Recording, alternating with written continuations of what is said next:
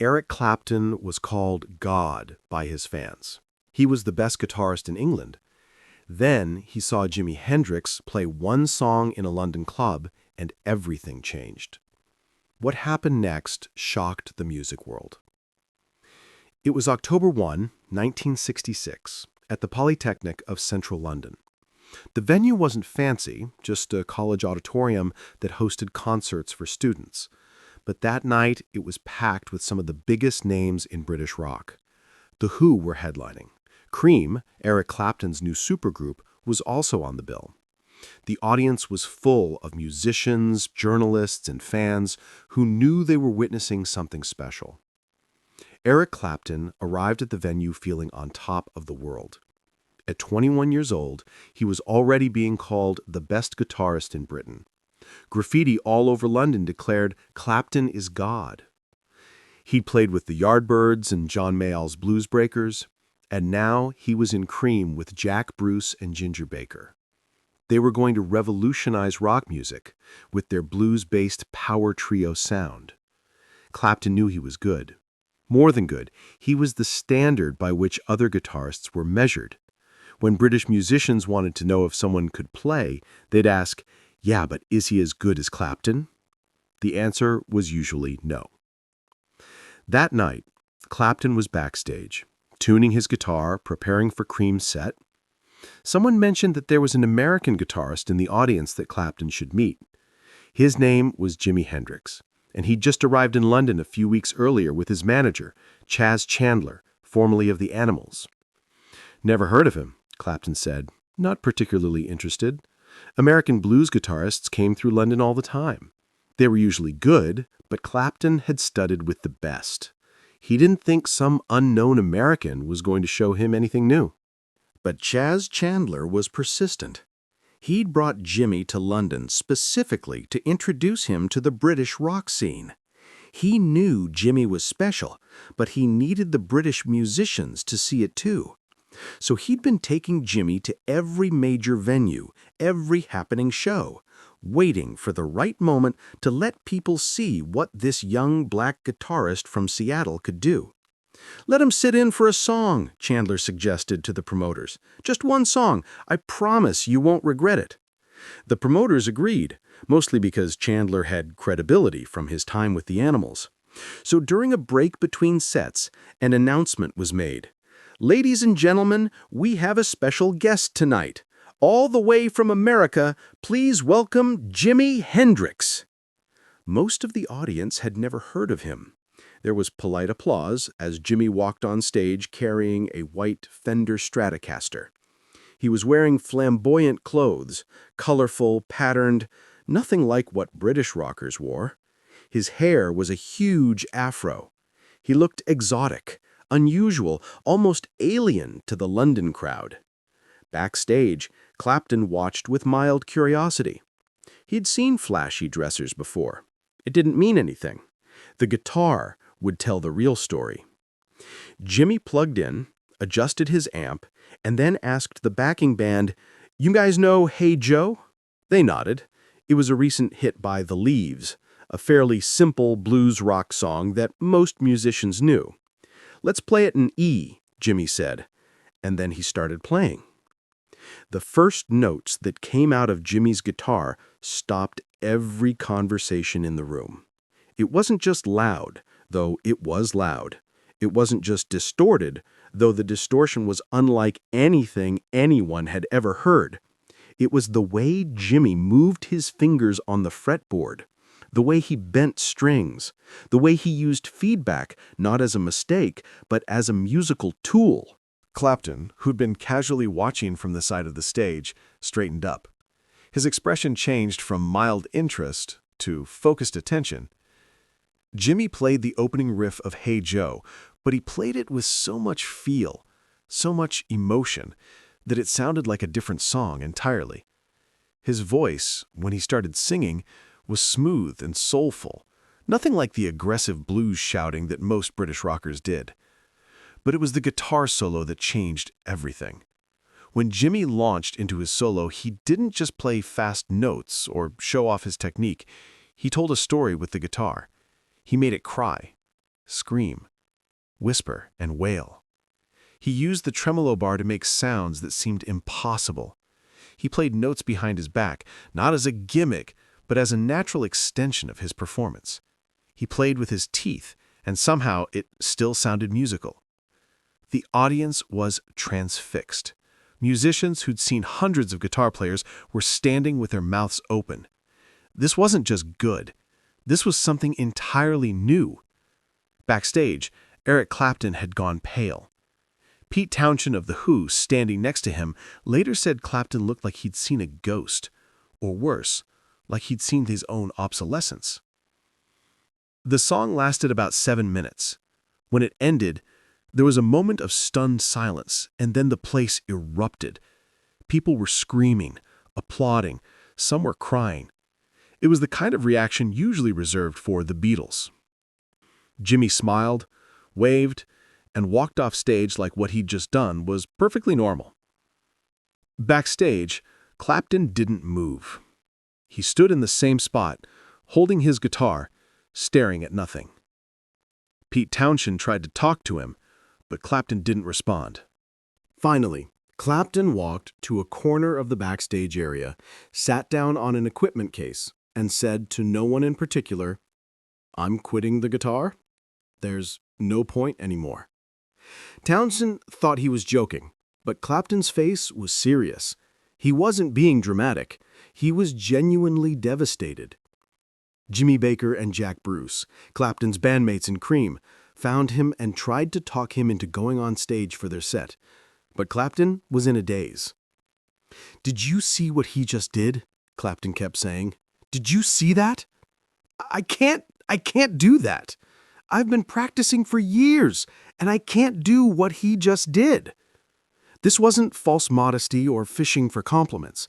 This was genuine crisis. Clapton's entire identity was built on being the best guitarist around. He'd defined himself by his technical skill, his understanding of blues, his ability to make the guitar sing. And in 7 minutes, someone had shown him a level of playing he didn't even know was possible. Eventually, Clapton did go on stage and perform with Cream, but people who were there said his playing that night was tentative, unsure. The confidence that usually radiated from him was gone. After the show, Chas Chandler brought Jimmy over to meet Clapton. It should have been an exciting moment, 2 guitar legends meeting for the first time. But instead, it was awkward and painful. "Man, you're incredible," Jimmy said to Clapton. "I've been listening to your record since I was in the States. Crossroads, that solo, it changed my life." Clapton looked at Jimmy like he was speaking a foreign language. Here was this guy who just played guitar in a way that seemed superhuman, and he was saying that Clapton had influenced him? "You learned from my records?" Clapton said, almost laughing at the absurdity. "I've been playing guitar for 10 years, and I can't play like you played tonight." "Sure you can," Jimmy said, genuinely surprised by Clapton's reaction. "You're Eric Clapton. You're one of the best." "I was," Clapton said quietly. "Before tonight, I was." The conversation was brief and uncomfortable. Jimmy didn't understand why Clapton was so upset. From Jimmy's perspective, he was just another guitar player trying to make it. He didn't see himself as competition. He saw Clapton as a peer, maybe even a superior, someone to learn from. But Clapton couldn't see it that way. To him, the hierarchy had just been shattered. He'd been at the top, and now, suddenly, he wasn't sure where he belonged. In the days following that performance, Clapton went into a deep depression. His bandmates were worried about him. He barely practiced. He talked seriously about quitting music and finding something else to do with his life. "What's the point?" he told Jack Bruce. "I thought I understood the guitar. I thought I'd mastered it. And then I saw Jimmy and I realized I don't understand anything. It's like I've been painting in black and white my whole life, and he showed me colors I didn't know existed." Pete Townshend, who'd also been shaken by Jimmy's performance, tried to talk to Clapton about it. Townshend had his own crisis after seeing Jimi, but he'd processed it differently. "The way I see it," Townshend told Clapton, "we have two choices. We can quit and admit he's better than us, or we can learn from him and become better than we were. But either way, pretending we're still the best is no longer an option." This conversation became a turning point for Clapton. He realized that Townshend was right. Seeing Jimi play had destroyed his comfortable sense of superiority, but it had also opened up new possibilities. If someone could play guitar at that level, maybe the instrument had more potential than Clapton had imagined. Slowly, Clapton started practicing again, but his approach had changed. Instead of trying to be the best, he started trying to find his own voice. He studied Jimi's techniques, but didn't try to copy them. He accepted that he would never play exactly like Jimi, nobody could, but he could incorporate some of those ideas into his own style. Over the next few months, Clapton and Jimi became friends. Jimi would call Clapton and ask him to come to shows. Clapton would go, and each time it was like a master class. He'd watch Jimi's hands, study his technique, try to understand how he created those sounds. "The thing about Jimi," Clapton said in an interview years later, "is that he wasn't trying to be the best. He wasn't competing with anyone. He was just expressing himself through the guitar in the most honest way possible. That's what I'd been missing. I'd been so focused on being better than everyone else that I'd forgotten to just be myself." This realization transformed Clapton's playing. His work with Cream after meeting Jimi shows a new confidence, a willingness to experiment, a freedom that hadn't been there before. Songs like Sunshine of Your Love and White Room show Clapton incorporating some of Jimi's use of feedback and distortion while maintaining his own blues-based approach. But there was always an element of humility in Clapton's playing after that night. In interviews, he would often deflect praise by mentioning Jimi. "I'm good," he'd say, "but Jimi was something else. Jimi was from another planet." The story of that October night became legendary in rock circles. People who weren't there claimed they were. Musicians would talk about it with a mixture of awe and sadness. Awe at Jimi's talent, sadness for what it did to Clapton's confidence. But Clapton himself came to see that night as a gift, not a curse. "Jimi could have destroyed me," he said in a 1987 interview, and for a few weeks he did. But ultimately, seeing him play freed me.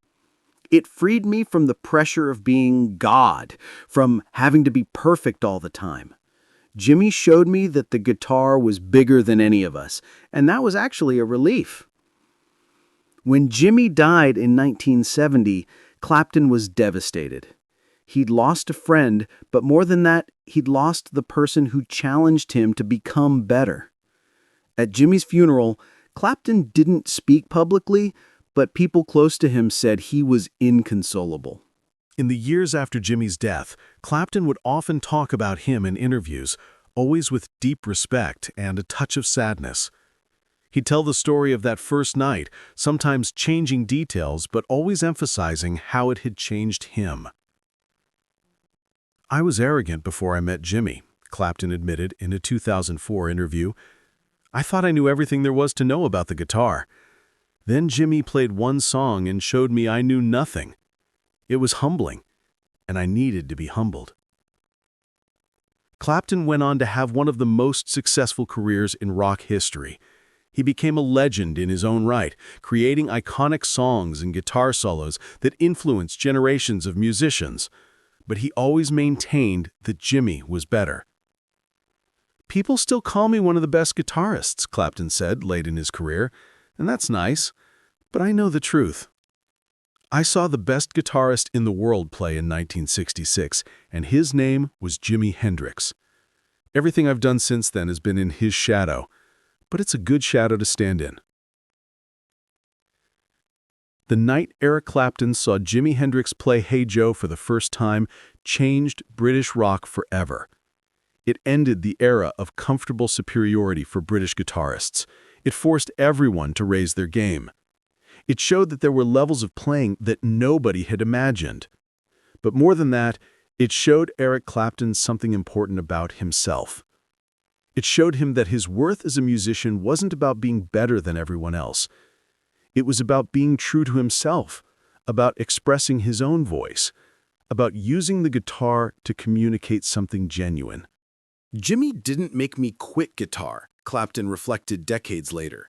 He made me rethink why I played guitar in the first place, and that made all the difference. Today, when young guitarists ask Clapton for advice, he often tells them about that night. Find someone better than you, he says. Watch them play. Let it hurt. Then use that pain to become better than you were. Don't try to beat them. Try to understand what they're doing and incorporate it into your own voice. It's advice born from one of the most humbling moments in rock history. The night Eric Clapton, god of British guitar, saw Jimi Hendrix play and realized he was human after all. And in that realization, both musicians and all of rock music became something greater than they'd been before. If this story of humility and growth moved you, make sure to subscribe and hit that notification bell. Share this with someone who needs to learn that meeting someone better than you isn't a defeat, it's an opportunity to grow.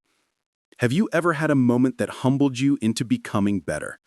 Let us know in the comments, and don't forget to like this video for more untold stories from music's greatest legends.